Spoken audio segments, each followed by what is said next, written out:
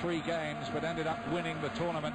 And we all remember the classic match they had that year against Brazil in Barcelona, winning 3-2, Paolo Rossi's hat-trick and all that. I watched that match the other day, and even now when I watch it so many years later, I still think Brazil are going to win. It was Falcao and Socrates and Zico, wasn't it? Wonderful, wonderful match. Yeah, the best side never to win it, they say. Is De Rossi. Crisito comes up hit to Montalivo. He's not going to get on the end of it.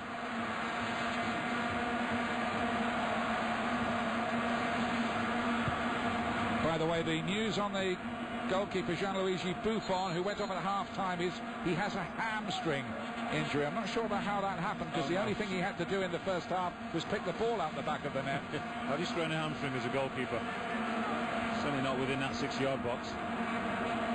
That news reaches us by way of the channel Sky Italia, incidentally. Now, Roque Santa Cruz, the big star in recent years of Paraguayan football, man who made his debut for them at 17, comes on. He was a disappointing year at Manchester City after being signed for about $27 million, doing the translation into American hard dollars.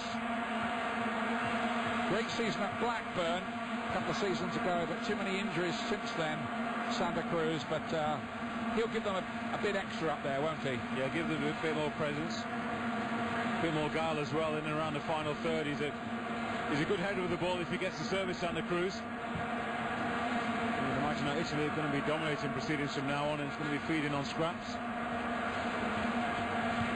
Vieira plays it back in. Montalivo. This is a bit better from Italy. There's a lot of room out here for Simone Pepe. Good work from Riveros. Paraguay's view of this now is it was nice to have that lead, but now let's make sure we don't go away with nothing from the game. They might be in trouble. Here's Gilardino on the turn. And in the end, Da Silva comes away with it. You wondered there whether Gilardino was going to turn the whole thing on its head with a goal. Well, nobody supported him. Nobody came in front of him. Just that little setback.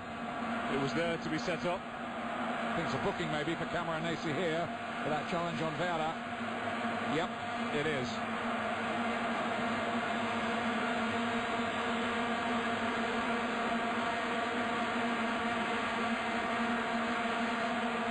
Been a dirty game, has it, by any means, but that's not a nice challenge.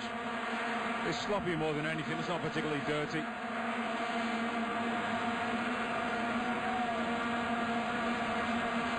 Painful nonetheless.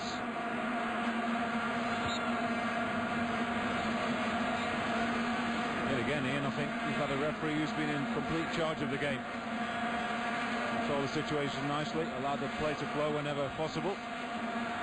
A couple of All-American wrestlers, I think. Rey Mysterio was there. Yes. We should state it's not mandatory to come in disguise to World Cup matches. You're allowed to come as yourself. Here is Santana. Effin did.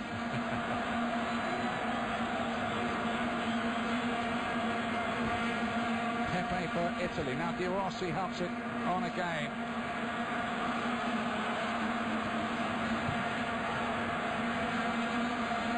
Santana.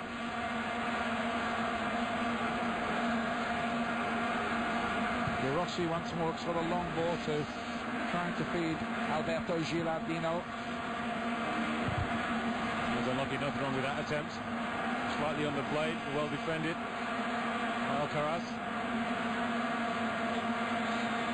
Italy are about to make another change here. They're going to bring on Antonio Di Natale, the man who scored 29 goals in Serie A. Nobody could beat that this season, and that was for a club who finished in 15th position, Udinese.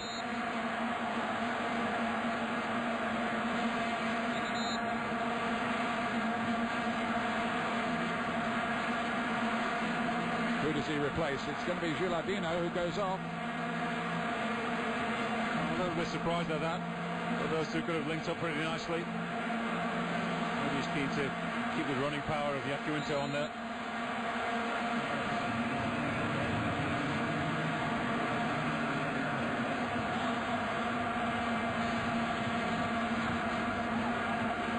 Paraguay spotted some room out here for Vela, but he's not going to be able to reach that. As you can see, despite all the rain, and it has been torrential at times today, the pitch is holding up very well. Indeed, that just skidded off the wet surface. That's De Rossi's goal.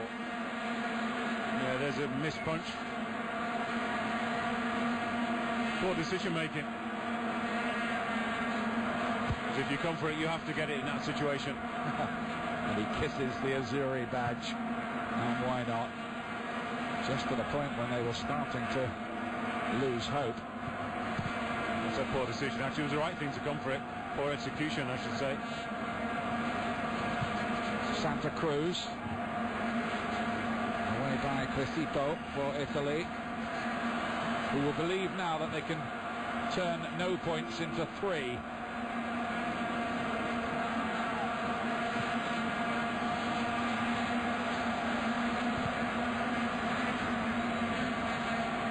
Morale dispossessed. That goal's changed everything really for Italy. Now they're hunting down a winner. Camoranesi, lovely little turn from him. Classy player, he really is. Morale cut that one out. Didn't go far though, did it? Here's De Rossi again. Camoranesi was looking for a little back header. That's a nightmare for this goalkeeper, isn't it, to do that? He's the captain of the team too. Well, as I said, you know, you decide to come for the ball, as you should do inside your own 6-yard box. That's your domain, but you must make contact with it, and good contact. To miss it completely, well, that's unforgivable. And unfortunately for him, it's an Italian who sticks a big leg on it inside the level. And we were just talking, weren't we, just seconds before, how they're running out of ideas, certainly not running out of time, but no creativity at all in their play. Camoranesi again. It's already full of intelligent little ideas and promptings. You can see the difference that a classy player can make, and I think when Pirlo gets fit again, and it looks like he will be fit again in the next week or so, that will make another difference too to Italy. Don't write them off yet. No, not at all. It would be foolish to, wouldn't it? The evidence of the first 45 minutes, in which they played quite well. They are back on track, back on level terms.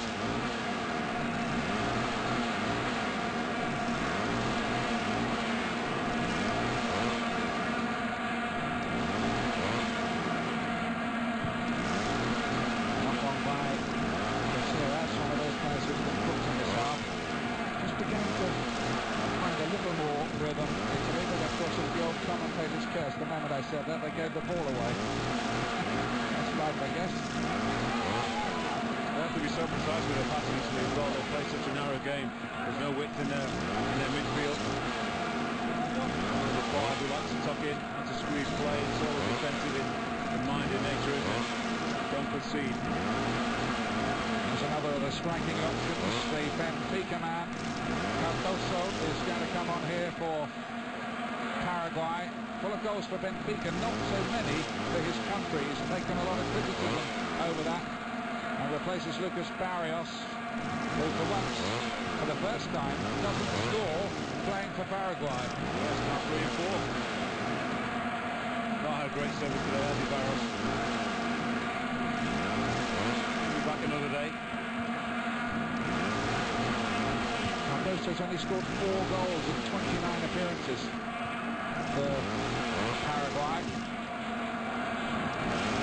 Now would be a very fine time to add to that tally. Of course, their all-time record goal scorer was Jose Cardoso, famed South American player. Well, a word of warning for Italy. Paraguay win any free kicks in and around the edge of the penalty area. That guy's got dynamite on his left foot.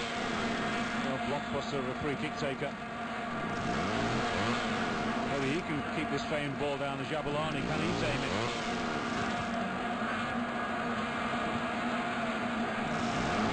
Rothko.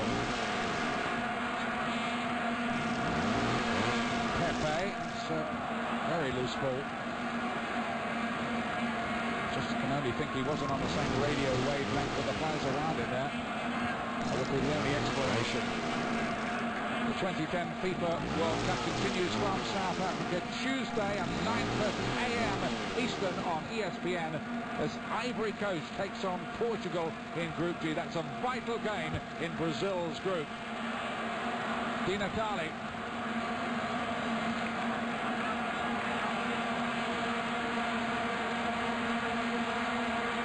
Into the clever back heel. Wins the corner. Different game now. This time the goalkeeper grabs it well. That will maybe restore a bit of his confidence.